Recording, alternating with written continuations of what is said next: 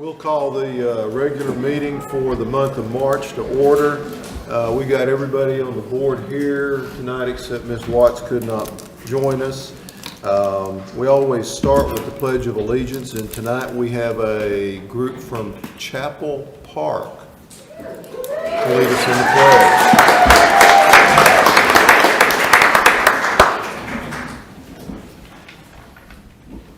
Hello, Midway trustees and Superintendent Dr. Allen. We are so excited today at Chapel Park to be leading the pledges. I am going to introduce to you our very first ever Student of the Year, Miss Meredith Bennett.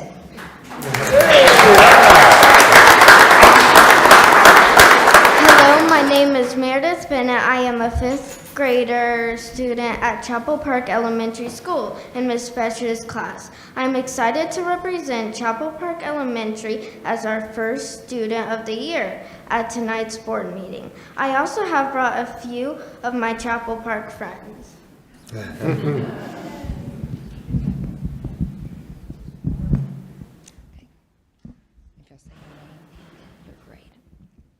I'm Bliss Tian, and I'm in fifth grade.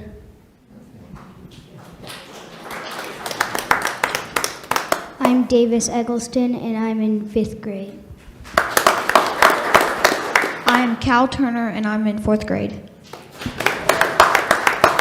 I am Cameron, and I am in fourth grade. All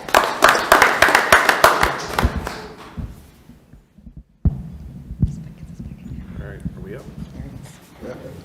Here we go. At this time, will you please stand for the Pledge of Allegiance and pledge to the Texas flag? I pledge allegiance to the flag of the United States of America and to the republic for which it stands, one nation, under God, indivisible, with liberty and justice for all. Honor the Texas flag. I pledge allegiance to thee, Texas, one state, under God, one indivisible. Good job. We are also have a little gift for our Board of Trustees today, so I'm going to ask Ms. Talbert, our awesome librarian, to kind of tell you a little bit about what gift you are left today. Hi, what we have at Chapel Park, we have a birthday book club where students are honored on their birthday. So we have chosen, we've laid them on the counter for each of you, your own book dedicated to your birthday, and it will be added to the library collection. So when kids check these books out or teachers check these books out, they'll always have your name and your birthday, and it'll be added to our collection. So we left the books here. We will need them back. But we left a little bookmark for you in there with the book and your name for you to keep, and we'd love, if you have time in your busy schedule at some point, to contact us and come read to a class your book. We'd love that. So thank you so much. Awesome. Thank you.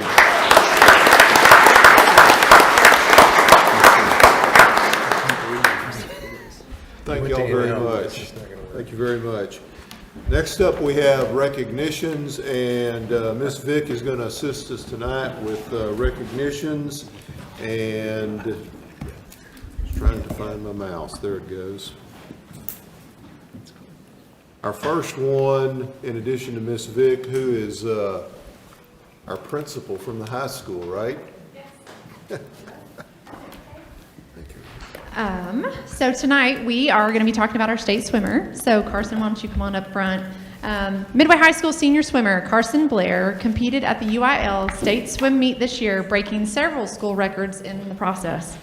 In the boys 100-yard freestyle, Carson set a school record and qualified for the state meet as regional champion. At the 6A state swim meet, Carson swam another personal best, breaking his own record and finishing 17th overall in the event. In the 200-yard individual medley, Carson swam a personal best and once again broke his own school record, finishing 20th overall at the state championship. Carson also anchored the 200-yard freestyle relay team for yet another school record at regionals. MHS head swim coach is Dan Marlin, and he's driving the bus for our one-act play today, which did advance as well. And this right here is assistant coach Kayla Stanford, and so they work very hard, very early in the morning, many mornings a week, and so congratulations, Carson. Good job.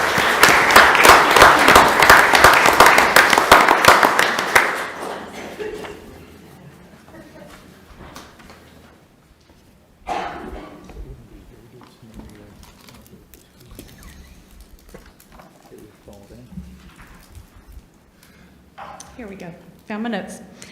The Midway Extra Mile Hero Award is presented to individuals who go above and beyond in service to our school community, and that is exactly what Mandy Ochoa, our ESL facilitator at Castleman Creek Elementary School, stepped up to do. Just hours after finding out about a fellow ESL teacher at Spring Valley Elementary who was in a serious car accident, Mandy offered to help support her colleagues' students in her absence while she recovered. Here's what Spring Valley Elementary Principal Cappy Edwards had to say about Mandy's impact on her campus. After our beloved ESL teacher, Peggy Pritchett, was hit by a drunk driver and hospitalized with 2 broken ankles and a fractured pelvis, Mandy immediately stepped in to offer her help. In addition to her own campus responsibilities, she comes to Spring Valley Elementary each Friday to meet with our students, communicates with teachers and parents, sends the ESL tips of the month to our staff, and makes sure all stakeholders are in the loop. She rescheduled telepass practice time and testing dates so that she can be here to help. And she even made sure that I remembered to have the bells turned off on those days. She makes sure every detail is taken care of for our sweet ESL students and supports our teachers well. She is a wonderful friend to Peggy and a blessing to all of us at Spring Valley Elementary School. So Mandy, if you and Peggy would like to, or if you want to come on up, yes, that would be wonderful.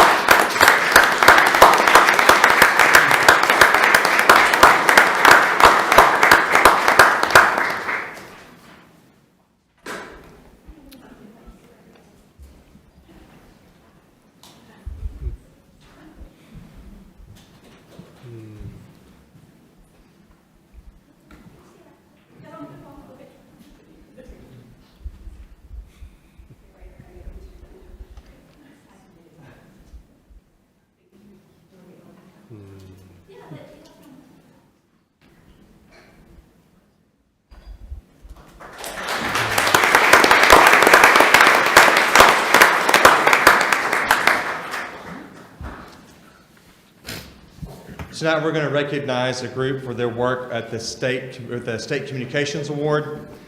The Texas School Public Relations Association honors outstanding contributions in education communications through statewide STAR Awards. With a record number of 1,692 total entries this year, every member of the Midway ISD communications team earned gold ratings indicating top quality for published work. Director of Communications Tracy Marlin and Communications Systems Coordinator Robert Pryor earned recognition for their work with Letterman Creative on the new Midway Panther mascot, which was awarded as one of the best logos in Texas with a Best of Category award and Gold Star rating. The entire communications department, along with TSTC graphic design interns Amanda Acosta and Carol Pope, earned another Best of Category award and Gold Star rating in the original art category for the district's campus banners and Panther backdrop. Ms. Marlin also received 2 Gold Star awards, one in the marketing campaign category for HR recruitment and one in the advertisement category for Midway's job fair booth. Mr. Pryor earned a Silver Star award for developing Midway's brand identity package in-house.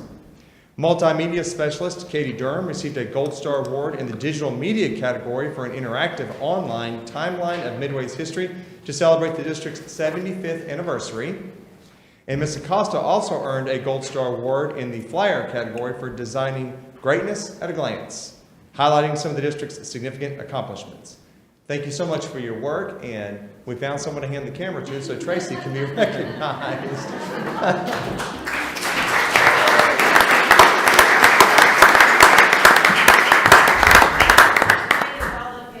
Yeah. So the U.S. News and World Report evaluated thousands of public high schools to identify the top performers in their 2022 rankings. Midway High School continues to be ranked #1 in Waco area high schools and also has risen in both the state and national rankings since last year. The school is among the top 12% of nearly 18,000 nationally ranked high schools and in the top 11% of almost 2,000 high schools ranked in Texas. According to U.S. News, the highest ranked public schools in the 2022 Best High Schools rankings are those whose students demonstrated outstanding outcomes above expectations in math, reading, and science state assessments, earned qualifying scores in an array of college-level exams, and graduated in high proportions. Midway High School's principal is Allison Smith. Congratulations.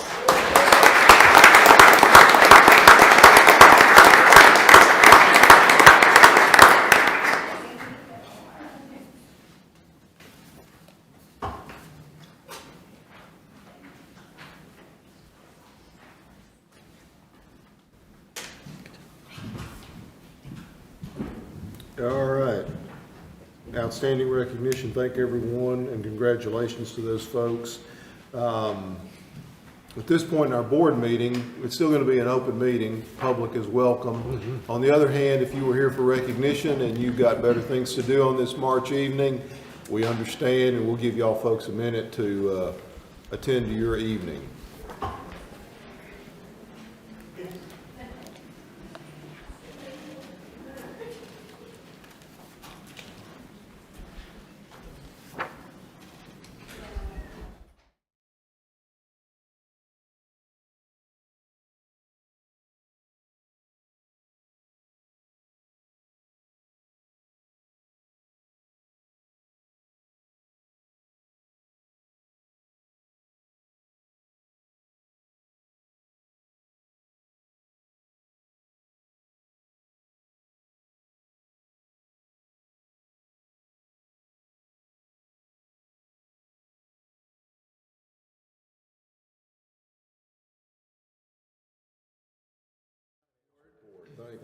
I know you probably already had enough numbers for the evening, so I'll keep it brief.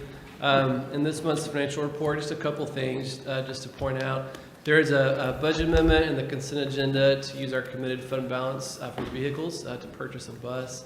Also a legislative update. There are some bills that have been filed. House Bill 2 in the House would reduce M&O tax rate by 15 cents. So the current tax rate ceiling is 0.89 cents, and that would go to 0.65 cents. We're currently at the floor of 80 cents, and the new floor would be 58 cents, just under 59. So roughly 15 cents at least, our M&O Tier 1 rate would be compressed. And just again, kind of depends on what our values come in at for next year. Additionally, in House Bill 2 is expanding the cap on appraised values. So currently there's a cap just on homesteads for a 10% increase from year to year. It can't exceed that amount. This proposal would actually change the cap to 5% and expand it to real property as well, so not just homesteads. And both of these are going to, as far as our M&O funding, it's really going to be the same in total. We'll just have more state revenue than local tax revenue. What it could affect is on the INS side, is if there's a cap, on how much it can grow, then we may have less capacity on our total values, if we're looking at doing a bond. And also in the next bill that I have here is Senate, and on the Senate side, so Senate Bill 3, filed by Senator Betancourt. Instead of increasing the compression percentage, we're looking at the cap on appraised values. What Senate Bill 3 would do, it increase the homestead exemption from $40,000 to $70,000.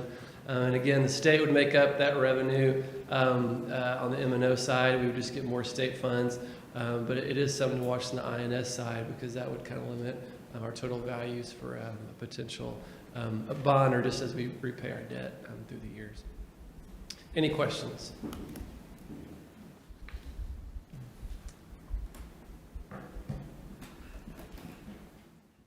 All right.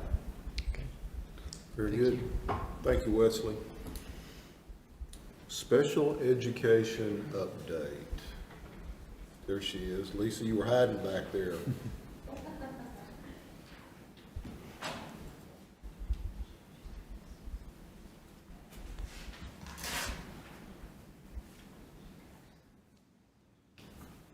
Good evening. Thank you for allowing me the opportunity to update you on our Special Populations Department. See if this works. I'm going to start out with dyslexia. We have 12 therapists, 4 who are specially trained and provide great information and support to our team of dyslexia therapists. We are seeing good gains with our children in this program, and we are pleased with the support that we are seeing. We were able to have 100% compliance with our TEA audit last year in the area of dyslexia. Within our Section 504 program, serving 1,014 students, we have 7 504 facilitators who work tirelessly to give access to students so that they may be able to do and enjoy and all the things that other students have access to do. And they are working hard, and we are proud of the work that is going on through Section 504. Our biggest area, our biggest program is special education, where we serve 1,239 students. Our services range from mainstream students with general education and accommodations to students that require specialized services, feeding, toileting, mental health, all sorts. It's a range. We employ multiple specialists. Midway takes pride in the fact that we can individualize and that we can provide customized services to our students. So what does that look like? We are seeing steady growth in our program. If you look at 2021 to 2022, we've had 178 new students enter our program. We expect for growth to continue in our program. We do have funding streams that we rely on heavily. We do Medicaid reimbursement, CCMR, dyslexia funding, Ideal B grant funding, and state and local funds. So how are we doing? We serve a lot of kids, we have a lot of services, we have a lot of people with hands on deck. Midway ISD had 100% compliance in Indicator 11, Indicator 12, and Indicator 13. What that means is Indicator 11 means that we assess and put programming in place for students within a very specific timeline. We tested almost 300 students last year. Our staff is working incredibly hard. Indicator 12, we have 2-year-olds that come into Midway ISD. We assess, we have them in programming by their 3rd birthday. Indicator 13, we have transition plans in place for students age 16 on up. And these are things we report to the state, we track, we follow, and we're doing well. STAR data, because we always have to look at STAR at some point. A convergence of data indicates that 3rd and 4th grade students, in regards to STAR testing, we are looking well in regards to Region 12 districts in our area and the state, except in 4th grade math. But if you look at 5th grade math, we recoup some of that. 5th grade science, we struggled more in 5th grade science. If you look at 7th and 8th grade, this tends to be our area where we're going to need to focus, troubleshoot, because that's where we struggled most in 8th grade reading, 8th grade science, 8th grade social studies. But when you look at our end of course exams, we're back. We're at or above both the local Region 12 area results and the state results. So we do know that we need to hone in at the middle school level, but we do know that our kids are making good gains between 8th and those EOC testing sessions. What we're excited about our parent advisory committee. We're excited about Special Olympics, Unified Special Olympics, the opportunity to do parent training, a dyslexia parent night. We have applied for a dyslexia grant. We've applied for an autism grant, partnering with Waco ISD. We are currently involved with a grant with Baylor University with Health Services and Resources Administration. We have an MOU with Robinson ISD for our Empower. We have completed our TEA audit. We have Partners PE, Best Buddies. We're trying to do good things to support our community and our children. Why is it so important? It's important because what we do hopefully will give our students access and opportunities and independence, and when they leave Midway High School, they have options. We believe we give as good as we get. We believe that we teach tolerance, diversity, respecting differences, and we think those things are important as well. Things we need to continue to work on are teacher retention, hiring, drafting measurable IEP goals, and continuing to have high expectations for all students. We are grateful to the board and to Midway ISD for all the support that we receive. Questions? What are some of the strategies you have in place to help the middle school kids? So one of the things we're doing is House Bill 4545 tutoring. We also have a SPED Insights class where we're targeting those areas of need, reading, math, science, and we're also utilizing curriculum in our resource classrooms, targeting grade level concepts and TEKS. So we are honing in on that. We also work collaboratively with curriculum and instruction as well. I didn't know if you thought any of this might still be residual from COVID, you know, and the kids. I think to some degree we're going to see that for a little bit. I mean, we have children with disabilities. It's one thing for typically developing students to bounce back. It's another for those who maybe have a learning disability or different types of needs. You know, we're bouncing forward. We're not bouncing back. And so, but we see that, we recognize it, and we're troubleshooting. Lisa, do you know what percentage of these students are in normal classrooms? Do you know how we try to integrate? So we don't really track, we track more by pull out than push in. But, so I couldn't tell you that percentage off the top of my head, but our goal is always to keep students in the least restrictive environment. I have a question about the growth in identified students. Is that a function of more or better assessment, or is it? It's just hard to understand why there would be that much growth in a short period unless there were just a lot that we were missing or some other issue. So there's a lot of factors involved with our growth. In 2021, dyslexia, the laws changed. And it used to be that a student could have a dyslexia evaluation only, go into 504 only. The law has changed. The feds are upset with us. Every student has to have a full and individualized evaluation. Every student has to be assessed for special education. So now you're seeing more kids migrate into special education versus 504. That's one reason. Another reason is Texas got raked over the coals for not identifying children, under-identifying with an 8% cap. And so there was a big swing to start testing and to make sure we weren't not finding the kids that we needed to find. So there's been some initiatives in the state to push us in this direction. Okay. Well, and I know that we've heard from some other programs in CNI. GT is an example where they've started earlier, or they've done some more intentional assessment things. So are we finding most of these now at elementary ages or younger so that we have many years to work with them, or is it kind of across the grades? It's across the board, but our elementary assessment staff test quite a lot. Okay. That is the bulk of where our assessments occur. And then we take in starting at 2.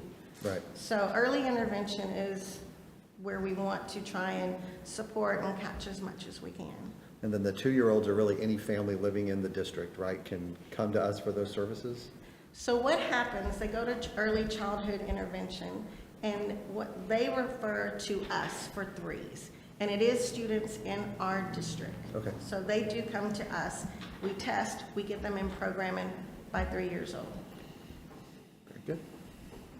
Following up on Colin's question, Lisa, do you foresee, I understand the change in the laws and where we were with regard to the state and their 8% number and all that. But taking that into account, do you foresee this increase going forward to be at the same level, or do you think we've reached something, or at least close to something, that's going to stabilize at that percentage? We keep hoping to see it stabilize. We keep hoping to see that. Have we looked at any other districts in our area or other districts that I know for other purposes we compare ourselves to see, are we sort of in the same ballpark that those other districts are? I definitely think other districts are seeing the uptick in assessment, and we are all tested. There's currently a shortage of assessment staff right now, just due to the demand of how much testing that actually needs to be happening to meet child fine obligations. I do think other districts are seeing this as well. Midway started out, remember that cap was 8%. Midway started out at 6%. So we've been working hard to make sure we aren't missing anyone. Lisa, how many of our students are almost at 21? How many stay with us until they legally can? So our Empower program, I want to say, is running about 25 to 30 kiddos. Or I may be misquoted. We may be receiving, and that's where we may hit next school year, because our Empower program is growing as well. We built that several years ago, and it's growing as our kiddos are moving through. Yeah, moving through. That's good. And then, do we have many students that receive services at home?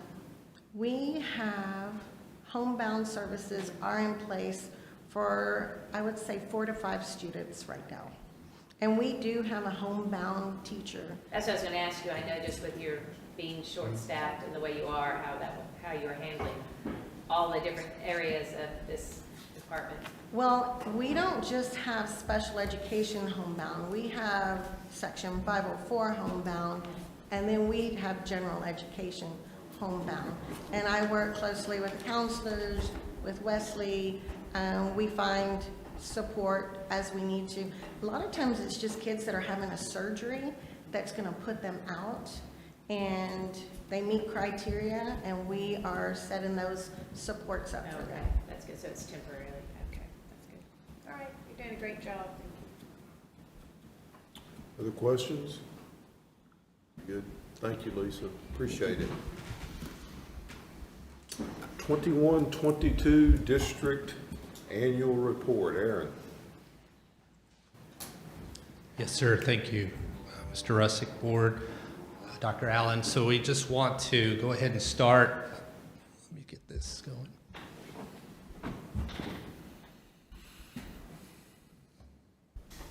So our Midway Annual Report is something that's a little bit different this year. What we normally do is kind of go through each section at different times throughout the year, and as we go through the different slides, I'll kind of remind you of when we've presented certain pieces during other board meetings. But what we're going to start doing, it's going to become a normal practice, is to kind of pull everything together at one time in the year and just kind of give you a summary report. And that's typically going to be usually do a couple of months after we've received our TAPR report, which was back in January. And so we'll go ahead and go through. Are we able to get it up, or? It's all right. I'll just tell you the slide that I'm on. You tell me the slides you're on. All right. So first of all, the district annual report, like I mentioned, has the 7 sections. We do add a glossary so the public can kind of understand our educational ease that we love so much when you're in the field of education. And so slide 3 is our QR code. And so anyone can go to this website here and look at all the folders that we have in place. And this is where we'll update year to year as we get new information. We'll swap out the old for the new. So why are we doing this now? Like I mentioned, and so I'm live. Here we go. So like I mentioned, this is kind of like a nonprofit may have that annual report, or a business, and so we just kind of follow in suit with that as well. Just kind of bring everything for our public to see all sides of the district and how we're doing. But I do want to remind you that this information, there's really no new information. You've seen really all of this or most of this before at some point or another. And so we'll go through, starting with section 1. This is what we go through a couple of times a year. I believe our preliminary STAR scores and accountability is presented to you in August and then again in January when we actually receive our TAPR report.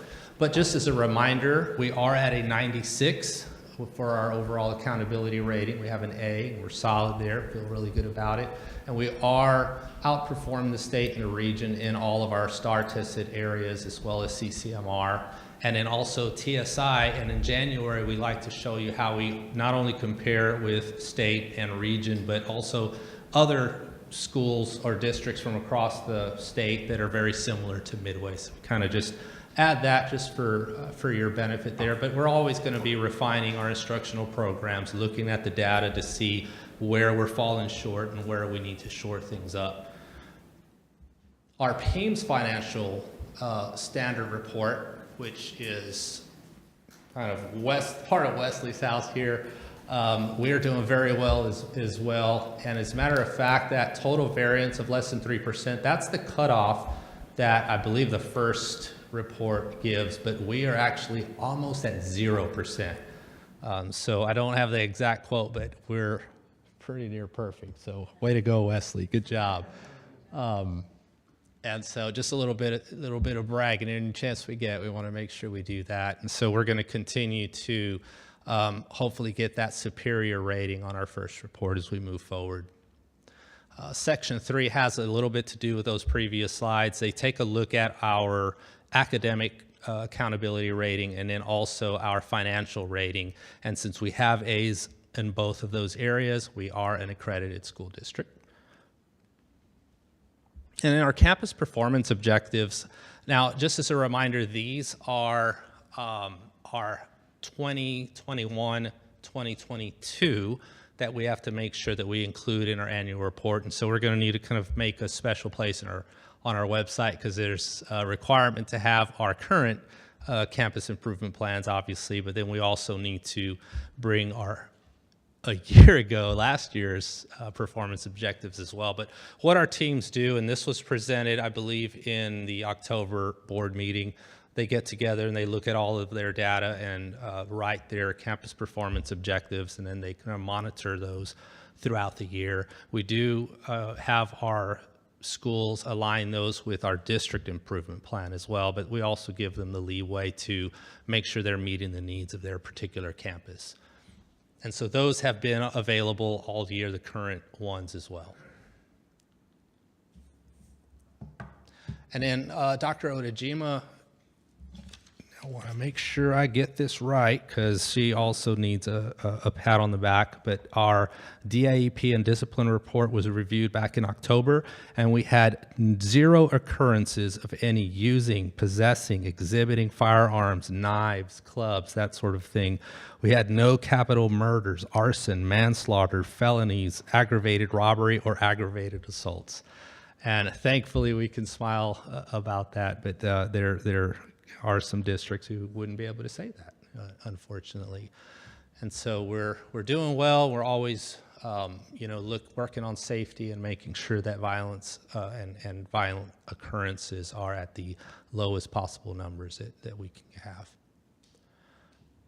And in our student performance in post-secondary institutions, so this is a little bit confusing. I'm going to do my best to explain it. So what the state of Texas does is we track students who go into higher education, but it gets very difficult when those students are going out of state. And so some students are hard to track. If they go to the military, we don't always get those numbers. If they go to a college somewhere in North Dakota, for example, that doesn't report back to our TEA, we may not get those numbers. So they get kind of skewed.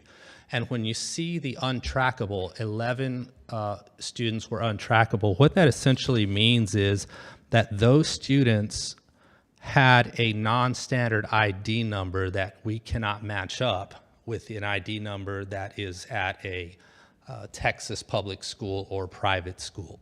And so it does not mean that those students are not in a higher ed institution. It just means that their ID number did not make it so that the state of Texas can track those kids. So we do know that we have a high percentage of students going into higher education out of state. A lot of kids go to state schools or private schools that don't report back, and so it's a little difficult to keep track of those. Oh, let me go back to that one thing. The 158 earned a 3.0. That also is only those students who are in a public school here in Texas. So again, we don't know how those students are doing, but we do know that our students are well prepared to enter the colleges and universities that they're attending. And in progress toward meeting the board adopted House Bill 3 goals. These are the pieces that we gave you. Now you are missing the one bullet, and I do apologize, on your slide, the CCMR piece. Now, this is just to refresh your memory. We went through this back in the fall, and our dip was due to COVID. We expected this, and we are moving back in the right direction to hit our goals were set prior to COVID back in 2019, and you may remember those charts. And we are on track. Math is going a little bit slower. Reading, we're right near the, we're getting close to, I think we're 2 percentage points away. Math, we're moving in that direction. CCMR, the target was for this year was 84%, and we're at 81%. And if you remember, I explained last time that we had a PEIMS coding error that did not affect any of our students in any way, but it did affect that percentage. But we have corrected that error, and we expect that number to go back into probably the low 90s once again, as that's where we were prior to that error. But we're tracking that. We're working very hard to get back to where we were before COVID. Any questions on any of these sections?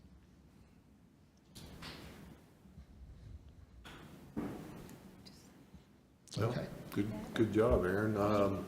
So, under the provisions of the Texas Education Code, it's not only that the board gets a presentation on the district annual report, the board is required to conduct a public hearing and give the members of the public an opportunity to speak to the district annual report, address the board on that report. So accordingly, we're going to open the public hearing on the district annual report and give all the members of the public that are in attendance who wish to address the board on this matter that opportunity.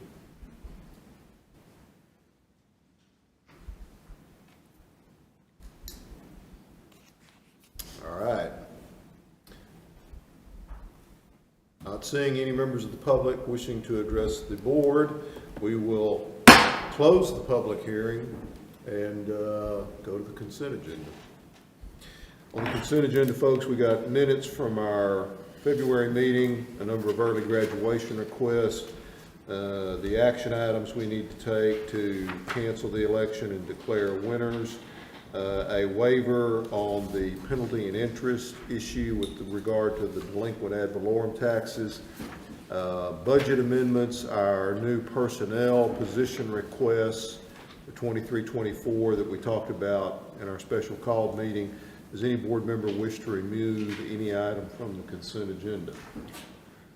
Pete, I'd like to abstain from voting on the consent agenda items. Mr. Alford is noted as abstaining on this, on all the consent agenda. I'd like to remove number 5. Mr. Witt's going to remove number 5. That said, do we have a motion to approve 1 through 4, 6, and 7 on the consent agenda? So moved. Motion by Mr. Green. Second. Second by Ms. Vick. All in favor say aye. Aye. Any opposed? The motion carries with all in favor and 1 abstention by Mr. Alford. Number 5, Mr. Witt, you have questions. So obviously I'd heard about this because it's a big issue in the county. Folks who weren't able to pay before the deadline date on the 31st. Interestingly, I will just note, I also had my business side property taxes to pay that day and was not able to. So I actually paid them online and paid the penalty for paying them online, the credit card fee, but that's okay. My question is, looking at it, we're essentially waiving 21 days worth of this. And I'm wondering, and we had 2 days of ice and they were open again on February 2nd. So I'm wondering why we're waiving, for people who were up to 21 days late, why it's not something less than that. Do we know? I mean, does this come to us from the county as a standard template that we're trying to do for everyone? And so as we're getting requests, we're looking on a case by case. So every request I've done so far was we put it in January 31st, and I'm asking for any evidence that they have, which sometimes they'll give me a copy of the check that's dated, but all of them were before the deadline. Okay. So the 21 days just gives us that cushion to, hey, if for some reason some check came in later? So the reason we're doing it now, you're saying? No, if we read it, let me find it. I have to scroll down to it. It says that we'd be authorizing the superintendent or designee, which I'm guessing is you, Yes. to waive those as long as they presented evidence. I have to go back and find it. I'm gonna have to scroll to find it here. 50 what? 53. Are you looking at it right now? Hey, John. It's the last sentence of number 2. It's page 54 on the PDF column. Yeah. Says authorized under property tax code to waive penalties and interest on the payment of property taxes, provided the taxpayer submits a timely written request for waiver in compliance with the Texas property tax code, and said taxes were paid within 21 days of the date they would otherwise become delinquent. So we're basically saying not just if you can prove that you tried to pay them on the 31st, but up to February 21st then we'd be giving. I'm just wondering why it's 21 days instead of something less.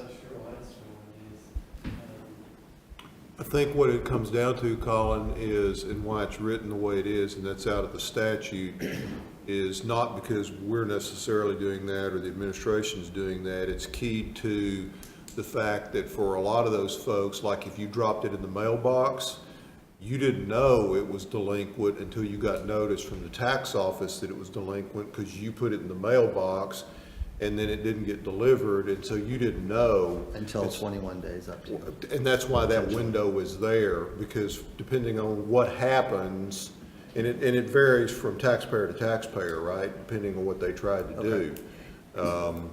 And the way the resolution is drafted, it basically delegates the board's authority to the administration to make an individual decision of whether to grant the waiver of the penalty and interest, and frankly, I think to what extent, obviously relative to your question. Right. So. Okay.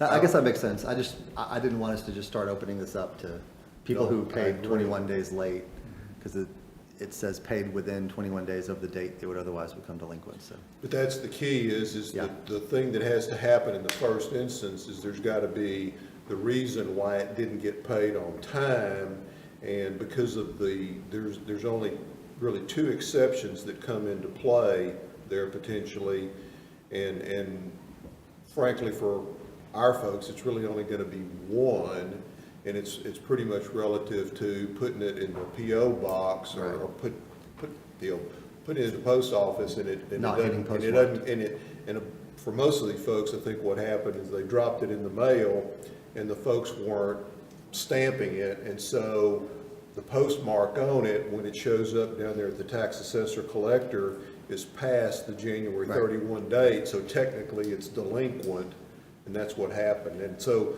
if it meets that criteria, that's, I think, what most of them that the administration is going to be looking at. Okay. It's fine. All right. Any other questions on consent agenda item number 5? If not, do we have a motion to approve that resolution? So moved. Motion by Mr. Witt. Second. Second by Mr. Tullis. All in favor say aye. Aye. Any opposed? That motion also carries unanimously. Again, noting Mr. Alford's abstention. Superintendent's communications. Just want to let folks know that we have a lot going on. As Ms. Smith mentioned earlier, our One Act Play Advanced, we are at that time of year when we are starting to make our march through the baseball and softball seasons, and we want people to be excited about that. We have soccer playoffs going on this week and want to encourage people to come out. Please make sure you're checking the website for updates on events such as Gotta Dance, which is coming up fairly soon. And be involved in the end of the year activities. Also, this is the time of year that many of our elementary schools are starting to work on filling their PTO, PTA boards. So please get involved. There's a myth out there that we don't want your voice. It's actually not true. We do, and we have many structures by which you can share that. We'd love for you to be a part of that. I've also got a number of scheduled events coming up over several weeks where I can have an opportunity to interact quite a bit with our community, and I can't wait to get to meet folks at some of those events. I've done a lot to work to make connections with our staff. And now we're going to try and do a whole lot to make sure that I'm out and about and getting a chance to meet folks in the community, and I look forward to getting to meet individuals at different events. And so if you have any really hard questions you want to stump the superintendent, I'm going to be around and come find you. My apologies, we do need to act on personnel and professionals, right? There are no professional recommendations, just updates. You got any positional questions, number 7? But I see professional new hires. They On are the- on chapter 21, Okay, so it's just an update for you. gotcha. Though that part of it was not clear to me. I'm sorry. No, it's okay. It's okay. I just didn't want to have the board fail to vote to hire somebody that we needed to vote to hire. Okay, very good. Very good. You're taking care of me. I appreciate that. So on personnel, we do need to go into closed session on personnel, which we'll do now at 7:49 under 551.074 of the Texas Government Code. We're also going to go into closed session on a student-related matter, and we'll do that under 551.082 and .0821. Very good. Little room? Yeah, little room.